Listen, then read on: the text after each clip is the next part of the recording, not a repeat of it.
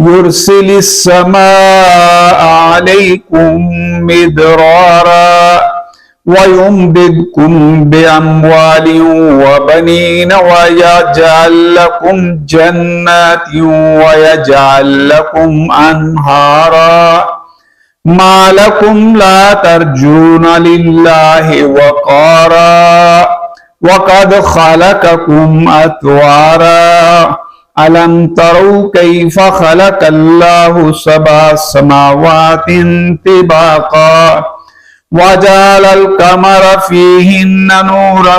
وجعل الشمس سراجا والله أنبتكم من الأرض نباتا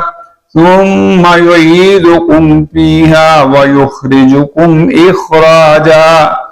والله جعل لكم الأرض بساطا لتسلكوا منها سبلا